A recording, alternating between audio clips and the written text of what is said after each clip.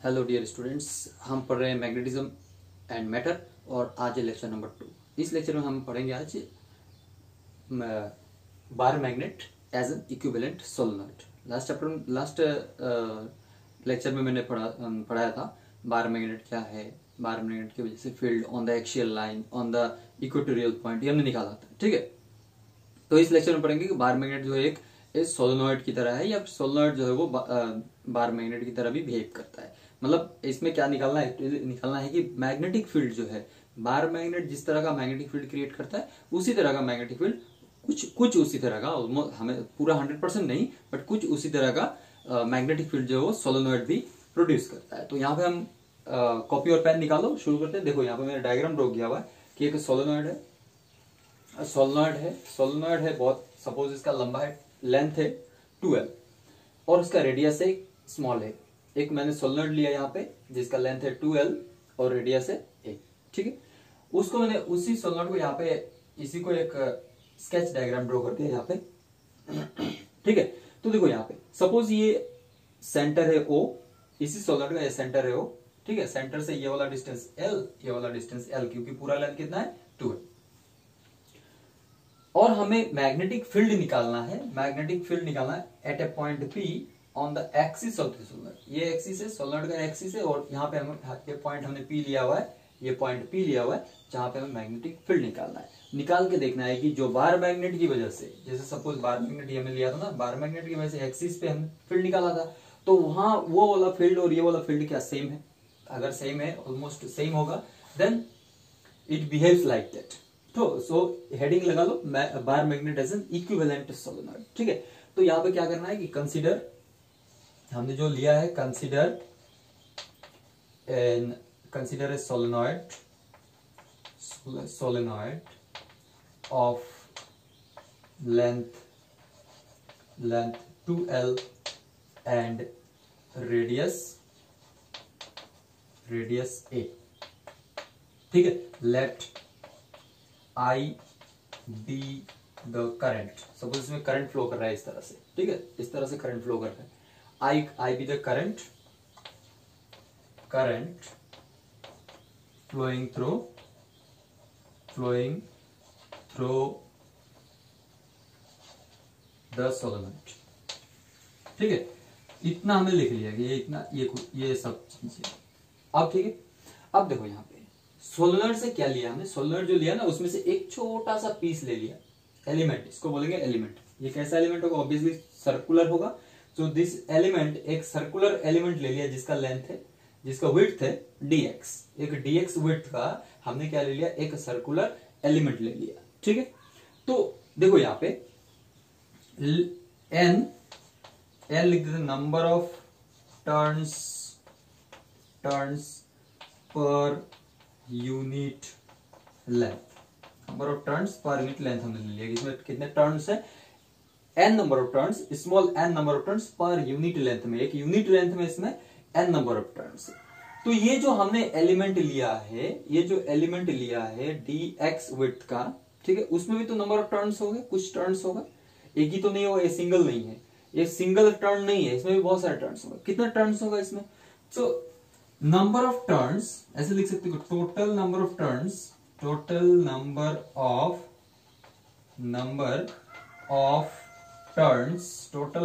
Turns in current element. इसको current element बोल सकते हैं, करंट एलिमेंट, इसको करंट एलिमेंट नहीं बोलते, सिर्फ एलिमेंट बोलते हैं। इन एलिमेंट ऑफ विड्थ dx कितना होगा? इज इक्वल टू n, तो है number of turns per unit length है, एक यूनिट लेंथ में n नंबर ऑफ टर्न्स है, इसका विड्थ है कितना? dx। सो इसमें नंबर ऑफ टर्न्स कितना होगा? n dx। So n dx, this is the number of turns in this. ठीक है, इसमें करंट कितना है? लूप, इसमें देखो ये जो करंट है ना, ये पूरे जो एक लूप है, क्योंकि ये टर्न्स है ना, तो हर टर्न में कितना करंट है? I है, क्योंकि इसमें करंट I फ्लो कर रहा है, तो ये करंट घूम रहा है इसमें ना, घूम घूम के अल्टीमेटली I निकल रहा है इधर, तो हर टर्न में कितना है? I है। सो इसमें कितना टर्न है? n dx टर्न है इस करंट एलिमेंट में, तो इसमें करंट कितना है? Therefore total टोटल करंट और नेट करंट बोल सकते हो, net current in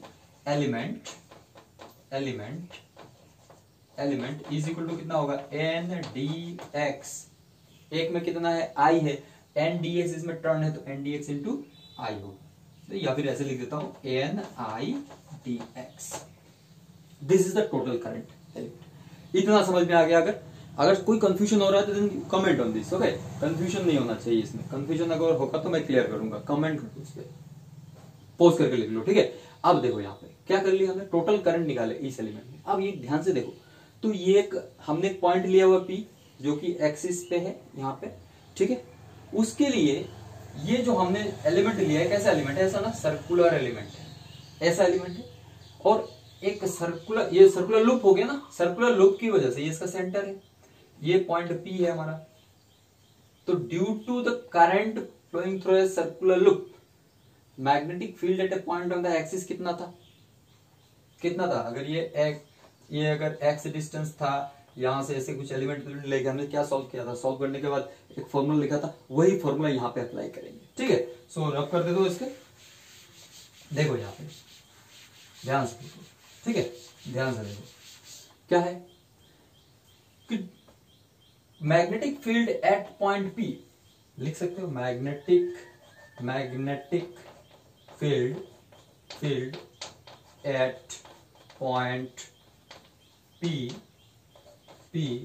due to circular current carrying element, क्योंकि ये एलिमेंट क्या है, सर्कुलर है और साथ में इसमें क्या हो रहा है, करंट भी फ्लो कर रहा है, तो सर्कुलर करंट कैरिंग लूप, ये लूप ही है ना, तो इसमें नंबर ऑफ टर्न्स हमको पता चल गया, इसमें करंट कितना है वो भी पता चल गया। तो एक लूप के लिए, सिंगल लूप के लिए हमने क्या लिखा था, याद करो पीछे जो बायस-सावर्ट्स लॉ यूज किया था, तो सिंगल के लिए क्या किया था, magnetic field B is equal to mu naught by 4 pi 2 pi I r square divided by r square plus x square whole to the power 3/2, ऐसा कुछ निकाला था हमने, ठीक है ना? यहाँ पे आर क्या है, रेडियस था, ये एक्स क्या है, distance of the point from the centre of the coil. तो यही फॉर्मूला यहां पे अप्लाई करेंगे, बस ये फॉर्मूला ही यहां पे अप्लाई करेंगे।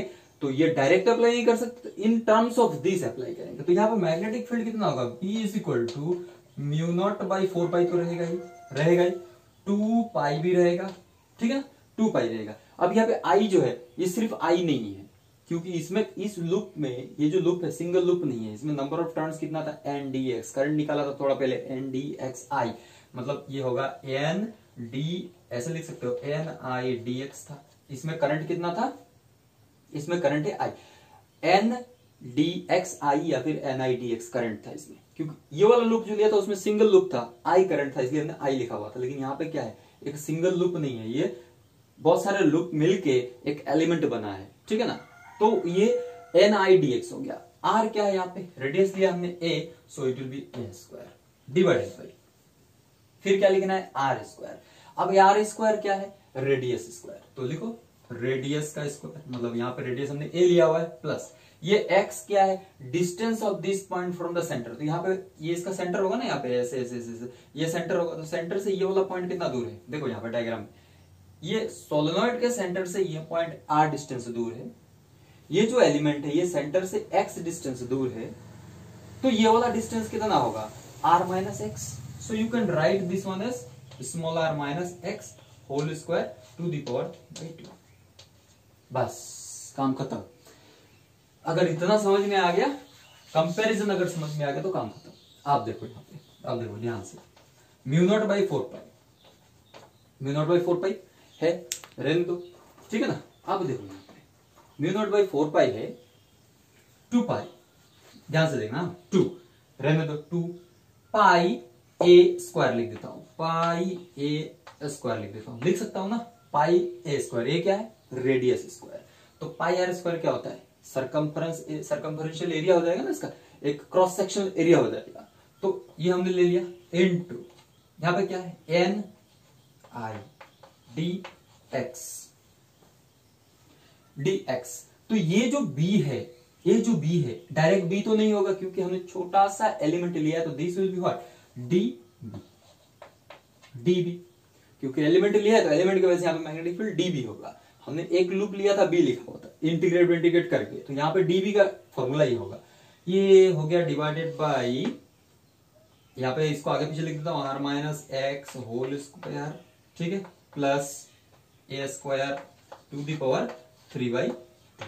अब ध्यान से देखो, ध्यान से देखो, if this point is very far, if ऐसे लिख सकते हो, if r is very very greater than a, very very greater than a, मतलब अगर इसका ये डिस्टेंस बहुत दूर है, मतलब पॉइंट जो है सोलनॉइड से बहुत दूर लिया हुआ है, एक्सिस पे बहुत दूर लिया हुआ है, तो we can write r is very very greater than a, ठीक है। अगर r बहुत बड़ा है then we can neglect a square can be neglected,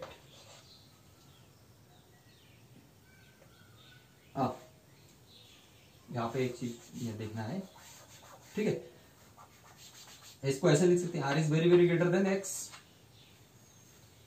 ये r तो ऑब्वियसली x, ये जो डिस्टेंस है ना, ये एक्सिस से बहुत पास है, ये वाला बहुत पास है, और ये बहुत दूर है, तो obviously r is very very greater than x। We can say that x can be neglected, x को नेग्लेक्ट कर सकते हैं। अगर x को नेग्लेक्ट कर दें और साथ में क्या है, also r is very very greater than a, ये भी बोल सकते हैं कि r है जो वो बहुत दूर है, इतना दूर है कि वो रेडियस से भी बहुत बड़ा है, और ये वाला जो डिस्टेंस है इससे भी बड़ा है। Then we can neglect x in terms of r, और a स्क्वायर को भी नेग्लेक्ट कर सकते, तो हमको क्या मिलेगा, हमको मिलेगा, देखो क्या मिलेगा, ध्यान से देखो, नोट कर लो इसको, ठीक है, क्या मिलेगा,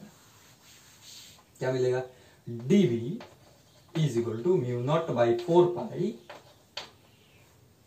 2 pi a square, 2 pi a square, यहाँ पे क्या है NIDX डिवाइडेड बाई, यहाँ पे हमने इसको नेग्लेक्ट कर दिया तो क्या होगा, r स्क्वायर रहेगा, और इसको भी नेग्लेक्ट कर दिया तो टू दी पावर सिर्फ क्या रहेगा, 3/2, ये रहेगा, ठीक है। आप इसको रख कर देते हैं, काम खत्म। देखो ध्यान से देखो, so you get mu naught by 4 pi 2, इसको क्या लिख सकते हैं, एरिया, पाई a स्क्वायर मतलब पाई r स्क्वायर है, और पाई r स्क्वायर को क्या लिख सकते हैं, एरिया, तो एरिया ऑफ क्रॉस सेक्शन, ये क्या है ni, ये क्या है dx डिवाइडेड बाई, ये r स्क्वायर है, 3/2 होने से क्या होगा, r क्यूब होगा, ठीक है। कैसे होगा r क्यूब, ये r स्क्वायर है, टू दी पावर 3/2 लिखा हुआ है, then you can write r square into 3/2, तो 2 कट गया, तो क्या बचा, r क्यूब, ठीक है। तो ये हो गया हमारा। नेक्स्ट अभी देखो, अब ये तो हमने dB निकाला, किसके लिए निकाला, फॉर दिस एलिमेंट, लेकिन मुझे क्या चाहिए, पूरा सोलेनॉइड के लिए चाहिए, तो therefore total magnetic field and net magnetic field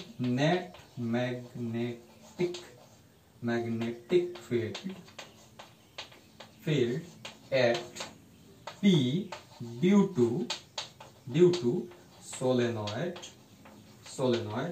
is B is equal to, हम इंटीग्रेशन करेंगे, किसको इंटीग्रेशन करेंगे, dB को करेंगे, और dB को इंटीग्रेशन कहां से कहां करना पड़ेगा, देखो ये जो dB किसके लिए है, इस एलिमेंट के लिए, ये एलिमेंट यहां भी हो सकता है, यहां भी हो सकता है, यहां भी हो सकता है, यहां भी हो सकता है, ऐसे बहुत सारे एलिमेंट्स होंगे, तो कुछ एक्सिस के इस साइड भी होंगे, कुछ सेंटर से इस साइड भी होंगे, कुछ सेंटर से इस साइड भी होंगे, टोटल मिला के मेरा जो है पूरा का पूरा क्या आ जाएगा, सोलेनॉइड आ जाएगा, ठीक है।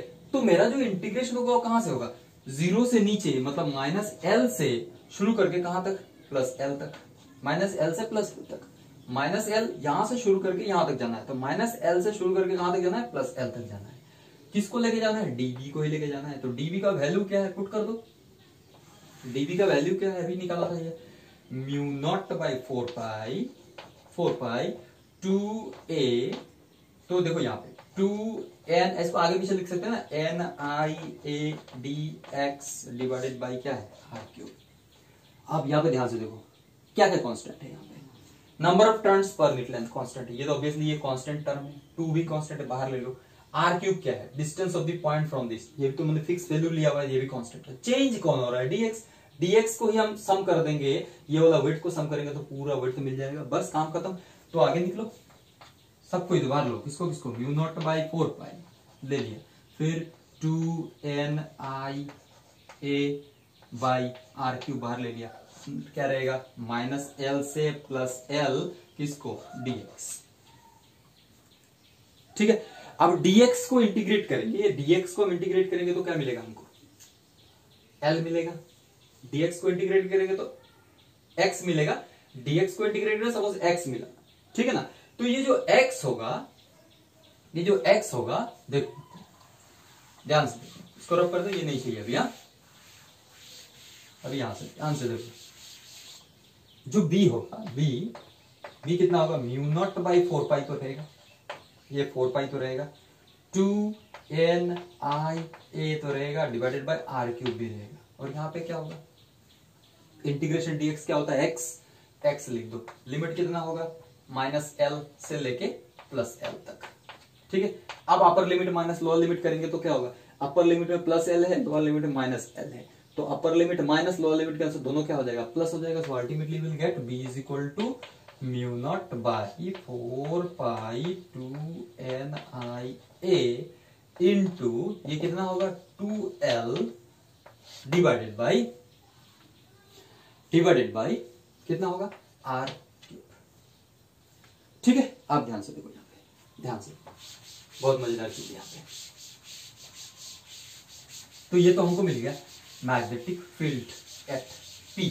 अब यहां से देखो, ये जो होता है ना NIA into 2L, NIA into 2L, ये जो है ना मैग्नेटिक डाइपोल मोमेंट है। ये क्या है, मैग्नेटिक डाइपोल मोमेंट। पढ़ा है मैग्नेटिक डाइपोल मोमेंट क्या है।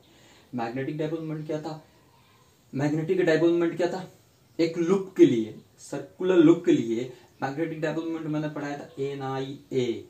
ठीक है ना, वही यहाँ पे आया हुआ NIA इंटू 2L। ये जो NIA था वो एक लूप के लिए था, NIA किसके लिए था, एक लूप के लिए था। यहाँ पे लूप कहां तक फैला हुआ है, 2L लेंथ तक फैला हुआ है। So NIA into 2L is nothing but magnetic dipole moment. So we can write mu naught by 4 pi 2m by r cube, where m is nothing but NIA into 2L, and that is nothing but magnetic dipole moment। ठीक है, तो ये वाला expression, ये जो expression निकाला अभी हमने, ये किसके जैसे दिख रहा है, बार मैग्नेट। पीछे का वीडियो में जाकर देखो, बार मैग्नेट के लिए हमने जब बार मैग्नेट लिया था, एक बार मैग्नेट लिया था, उसका एक्सिस पे पॉइंट हमने निकाला था, तो यही वाला एक्सप्रेशन आया था ना। तो सोलेनॉइड में भी यही एक्सप्रेशन आ रहा है, बार मैग्नेट में भी वही एक्सप्रेशन आ रहा है। मतलब we can treat solenoid as an equivalent to bar magnet और bar magnet as an equivalent to solenoid. So यहां से समझ में आ गया आई थिंक। ठीक है, if any doubt persist then please comment on this. Next है, ये हो गया, क्लियर हो गया। आप देखो नेक्स्ट क्या है हमारा, नेक्स्ट है कि torque.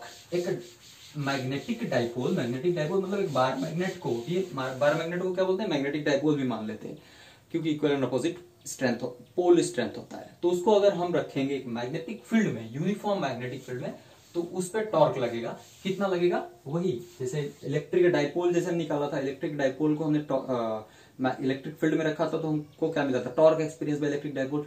Similarly in this also here we'll place a magnetic dipole means here we'll place a bar magnet in a uniform magnetic field, and it will experience a torque. So what will be the torque? So let us calculate torque experienced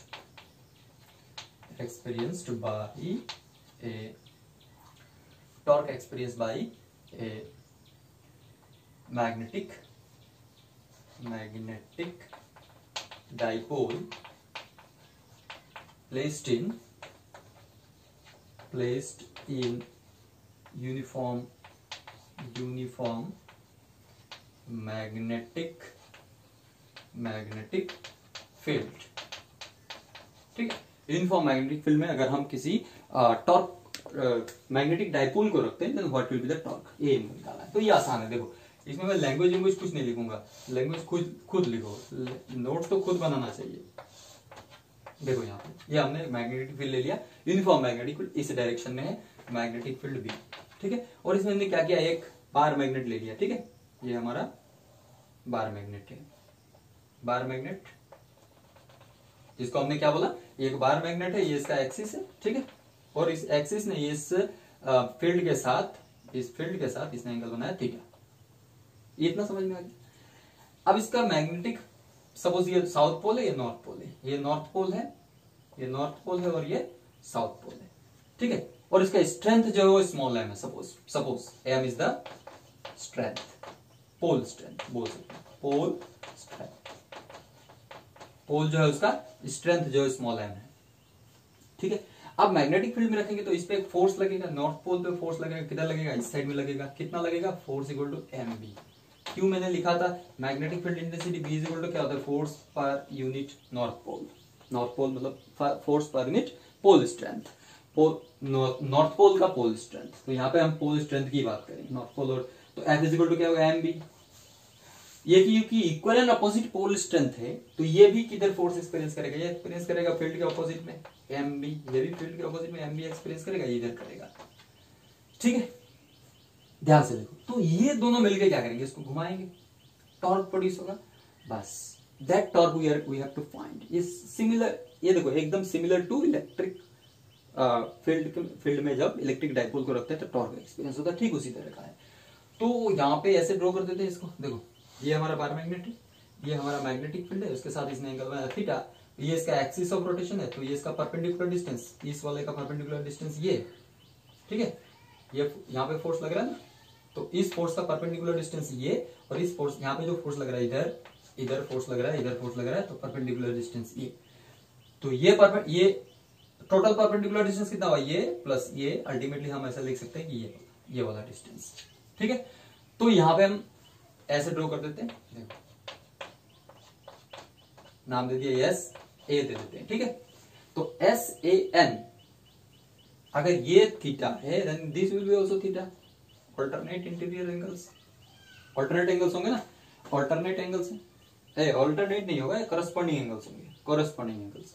so torque कितना होगा, torque is equal to क्या होता है, force into perpendicular distance होता है, force into perpendicular distance. Force कितना है, M B, ये तो हमारा फोर्स है, सिर्फ मैग्नीट्यूड लिखना है, वेक्टर नहीं लगाना है, इनटू परपेंडिकुलर डिस्टेंस कौन सा यहाँ पे, ये वाला, या तो ये या ये, because this is equal to this, तो हमें एक्चुअली लिखना चाहिए ये, instead of writing this we can write this, so we have written S N, ये एस एन बोल रहा हूं, ये होगा एन ए। अब देखो इस ट्रायंगल में, ये जो ट्रायंगल है, ऐसा है ना, ध्यान से देखो, ये जो ट्रायंगल है, ये थीटा है, ये एस है, ये एन है, ये ए, तो एस एन निकालना है। ये तुमको पता है ये कितना है, 12, मैग्नेटिक लेंथ पता है ना हमको 12, कितना है 12 है, ये पता करना है। Then what will take, sine theta lens हो जाएगा परपेंडिकुलर बाय हाइपोटेन्यूज, तो एन ए यहां से लेंगे अगर sine theta is equal to क्या होगा, एन ए बाई कितना होगा, एस एन, और एस एन का वैल्यू कितना है 2l, so N A is equal to what, 2l into sine theta, है ना। तो यहां पे लिख सकते हैं M B into 2l sine theta, ठीक है। अब ये क्या है, एम स्ट्रेंथ है, स्ट्रेंथ इंटू यही तो पढ़ा था हमने, क्या पढ़ा था, मैग्नेटिक डाइपोल मोमेंट पढ़ा था ना, एम इज इक्वल टू क्या था, एम इंटू 2l, ये पढ़ा था हमने, पढ़ा था कि नहीं। तो यहाँ पे ये एम क्या है, मैग्नेटिक स्ट्रेंथ है, पोल स्ट्रेंथ है, इंटू डाइपोल लेंथ, डाइपोल का लेंथ है, सो ये कितना हो जाएगा, capital M B sine theta, so M B sine theta means M cross B, so in vector form we can write like this, बस यही है। और वहां पे क्या था, P क्रॉस E, ये था ना P क्रॉस E, यहाँ पे क्या है M क्रॉस B, याद करो इलेक्ट्रिक डाइपोल मोमेंट में। सो दिस इज अबाउट, ये वाला टॉपिक जो है ना वो फर्स्ट चैप्टर के साथ बहुत पूरा रिलेटेड है, वहां अगर ठीक से पढ़ा है तो ये आसानी से समझ में आएगा, एक बार पढ़ने से खुद बना के आदमी लिख सकता है, ठीक है। सो ये इतना तक है, नेक्स्ट वीडियो में हम बात करेंगे अर्थ मैग्नेटिज्म, अर्थ का मैग्नेटिज्म, उसके बारे में डिटेल्स में बात करेंगे। Thank you.